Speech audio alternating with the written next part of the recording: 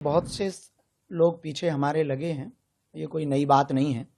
सनातन के खिलाफ, हिंदुत्व के खिलाफ, कभी भगवान भोलेनाथ काशी के खिलाफ अनवरत बयानबाजियां और हमारे खिलाफ अनवरत बयानबाजियां, षड्यंत्र स्वांग रचते रहे। ना हम झुकेंगे, ना हम रुकेंगे। जब तक हमारे तन में प्राण है तब तक हम इस देश के हिंदुओं को एक करने के लिए, काष्ठवाद को मिटाने के लिए, राष्ट्रवाद के ध्वज को फहराने के लिए गांव गांव, गली गली अनवरत जाएंगे, हिंदुओं को जगाएंगे। ये प्रकार के षड्यंत्र चल रहे हैं और उनके चेहरे सामने आ रहे हैं, वो बेनकाब हो रहे हैं। अभी और षड्यंत्र करेंगे, हम तैयार हैं, न रुकेंगे न झुकेंगे। कि आने वाले हिंदुओं की बेटियों का क्या होगा, आने वाले बच्चों का क्या होगा। न बच्चे सुरक्षित हैं, न संस्कृति सुरक्षित है, न सनातन सुरक्षित है। किस तरीके से विदेश यात्रा रही है आपकी? अद्भुत रही। लंदन, ओमान, मस्कट और दुबई से होते हुए पुनः भारत बालाजी के चरणों में हम पहुँचे हैं आज। अद्भुत रहा। भारतीय सनातन संस्कृति का ऐसे ही प्रचार हो। जहाँ जहाँ भारतीय परंपरा के और सनातनी परंपरा के लोग रह रहे हैं उन तक हम पहुँचने की कोशिश कर रहे हैं, ताकि सदियों सदियों तक सनातन संस्कृति का ध्वज लहराता रहे। महाराज, आप यहाँ पहुँचे हैं, एक प्रोफेसर है लखनऊ से बताया जा रहा है, उनके द्वारा एक ट्वीट किया गया है ट्विटर पे और उनके द्वारा महिला तस्करी के आरोप लगाए गए हैं। किस तरीके से आप देखते हैं? आज आपके शिष्यों ने FIR भी दर्ज कराई है।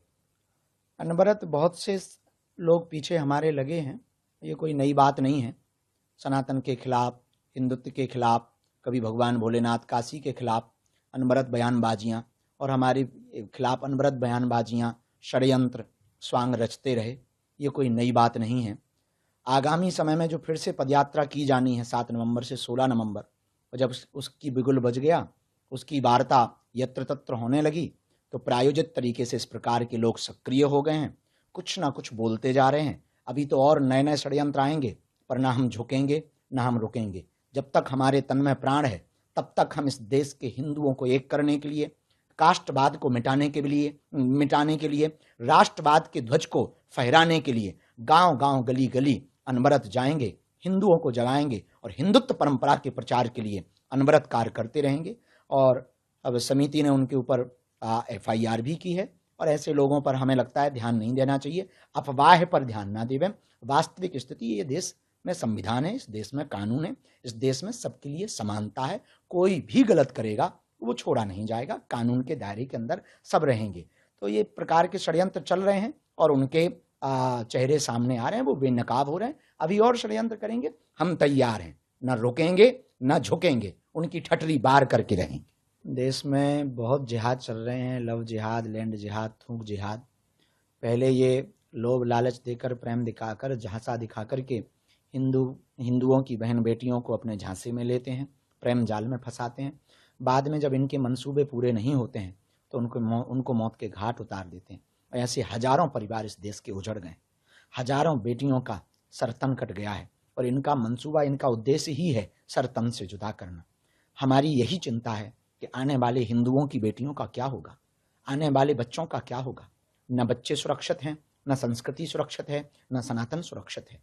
इसी चिंता में हम दिन रात अनवरत हिंदुओं को जागने की अपील कर रहे हैं, उनको प्रार्थना कर रहे हैं, गांव गांव जाकर के उनको जगाने के लिए पदयात्रा कर रहे हैं। और यह क्रांति जब तक हमारे तन में प्राण है तब तक तो हम प्रयत्न है हमारा, ये क्रांति अनवरत जारी रहे। यही हमारी प्रार्थना है। अब भी नहीं जागे तो कभी नहीं जाग पाओगे। इसलिए हम सबको अब जाग करके, हम एक किसी गायक ने कहा था,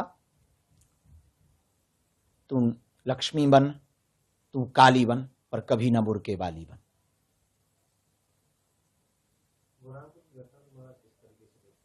सोची समझी साजिश है, प्रायोजित है।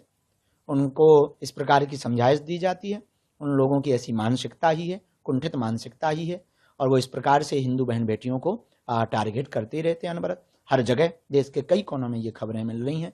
और मध्य प्रदेश भारत का हृदय कहा जाता है, और भारत के हृदय में अब ये घटना होना निश्चित रूप से हिंदुओं के लिए ये दाग है और हिंदुओं को विचार करना चाहिए। और अब नहीं विचार कर पाए तो कभी नहीं कर पाएंगे। फिर फांसी की सजा की मांग की जा रही है, बिल्कुल देनी चाहिए, बेझिझक देनी चाहिए। ऐसे लोगों को यदि फांसी दी जाएगी तो आने वाले कालांतर में ऐसी घटनाओं पर रोक लगेगा, वो कोई भी हो। हम ये कहना चाहे कोई भी हो, क्योंकि एक बेटी का जब घर उजड़ता है तो वो उसका पूरा परिवार बिखर जाता है। क्या बीत रही होगी उनके पिता पर, क्या बीत रही होगी उनके भाई पर, क्या बीत रही होगी उसकी बहन पर, क्या बीत रही होगी उसकी आत्मा पर। तो हमें लगता है कि यदि फांसी का प्रावधान होगा तो आने वाले समय में जल्दी से ऐसी घटनाओं पर रोक लगेगा। महाराज, मालेगांव घटना के बाद फैसला आया है, कोर्ट ने सभी लोगों को बरी कर दी। किस तरीके से घटना को देखते हैं? देखो, जो कहानी प्रायोजित तरीके से भगवा को बदनाम करने के लिए, सनातन को बदनाम करने के लिए लिखी गई थी, वो कोर्ट के ही द्वारा उस कहानी का पर्दा खुल गया कि ना कभी भगवा आतंकवाद था, ना कभी भगवा आतंकवाद हो सकता है। भगवा हिंसा नहीं, अहिंसा चुनता है। भगवा सबको अपना बना करके रखता है। भगवा हमेशा सबको गले लगाने की विचारधारा प्रस्तुत करता है। तो कभी भी भगवा आतंकवाद नहीं हो सकता। इस जो अभी निर्णय कोर्ट का आया, बहुत प्रशंसनीय निर्णय आया है, उसके लिए हम कोर्ट को साधुवाद दे रहे हैं और यही कहना चाहेंगे, सनातनीय परंपरा हमेशा से पवित्र परंपरा रही है। सनातनीय परंपरा हमेशा से सबको अपना बनाने वाली परंपरा रही है। महाराज, कृष्ण ठाकुर जी ने कहा है कि हमें इतना टॉर्चर किया गया है कि उन लोगों द्वारा योगी जी, मोदी जी, मोहन भागवत जैसे लोगों के नाम लेने के लिए बेबस किया गया, इतना टॉर्चर किया गया। लोग तो लगे ही हैं, तरह तरह के लोग होते हैं, विचित्र विचित्र प्रकार के लोग होते हैं।